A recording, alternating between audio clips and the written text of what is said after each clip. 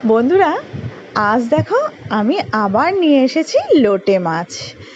এর আগের ভিডিওটায় তো দেখেছো আমি লোটে মাছের পকোড়া করে কষা করেছিলাম, আর এবার বানাবো হচ্ছে লোটে মাছের ভর্তা বা ঝুড়িও বলতে পারো। দেখো আমি এবার লোটে মাছগুলোকে ভালো করে ধুয়ে নুন হলুদ মাখিয়ে নিলাম। আর লোটে মাছগুলো কিন্তু আমি বড় বড় করে কেটেছি, কারণ কাটা ছাড়াতে সুবিধে হবে। এখানে দেখো আমি বড় বড় 3টে পেঁয়াজ কুচিয়ে নিয়েছি, বেশ কিছুটা রসুন নিয়েছি, আর ধনেপাতা কুচিয়ে নিয়েছি, আর টমেটো কুচিয়ে আর লঙ্কা কুচিয়ে নিয়েছি। এবার আমি কড়াইতে বেশ খানিকটা সর্ষের তেল দিয়ে দিয়েছি।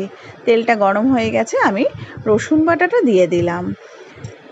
রসুন বাটাটা হালকা নেড়ে আমি তার মধ্যে দিয়ে দিলাম পেঁয়াজ কুচি। রসুন বাটাটা আগে দিলে কি হয়, রসুনের কাঁচা গন্ধটা বেরোয় না। এবার দিয়ে দিলাম আমি নুন আর হলুদ। দেখো পেঁয়াজটা বেশ মজে গেছে। এবার তার মধ্যে আমি দিয়ে দিচ্ছি টমেটো আর কাঁচা লঙ্কা কুচি। এগুলোকে ভালো করে আমি ভেজে নেব যতক্ষণ না টমেটোটা পুরো মজে যায়। দেখো মজে গেছে। এইবার তার মধ্যে আমি দিয়ে দিলাম 1/2 চামচ জিরে গুঁড়ো আর 1 চামচ লঙ্কা গুঁড়ো। তারপর ভালো করে কষিয়ে নিচ্ছি। কষাতে কষাতে যখন তেলটা ছেড়ে দিল, তার মধ্যে আমি মাছগুলো দিয়ে দিলাম। তারপর মাছগুলোতে ভালো করে মশলাটা মিশিয়ে নিলাম।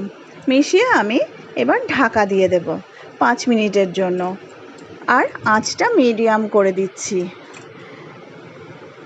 5 মিনিট পরে আমি ঢাকাটা সরিয়ে দিলাম। দেখো বন্ধুরা, কত জল বেরিয়েছে।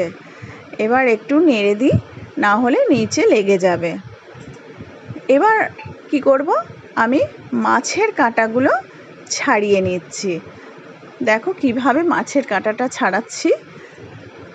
আর কাঁটাগুলো ছাড়িয়ে নিচ্ছি এই কারণে যে যখন ভাত দিয়ে মাখা হয়, কাঁটাগুলো মুখে পড়লে খুব অস্বস্তি হয়। তার জন্য আমি মাছের কাঁটা ছাড়িয়ে নিই। একটু কষ্ট হয়, আর সব কটার যে কাঁটা ছাড়ানো হয়ে যায় ছাড়ানো যায় তাও নয়। দেখো কাঁটা ছাড়াতে ছাড়াতে জলটাও কিন্তু শুকিয়ে গেছে, আমার মাছটাও কিন্তু খুব ভালো তৈরি হয়ে গেছে। তার মধ্যে দিয়ে দিলাম ধনেপাতা কুচি। ব্যাস দেখো পুরো কমপ্লিট আমার লোটে মাছের ভর্তা। আর দেখেছো কতগুলো কাঁটা বের করেছি।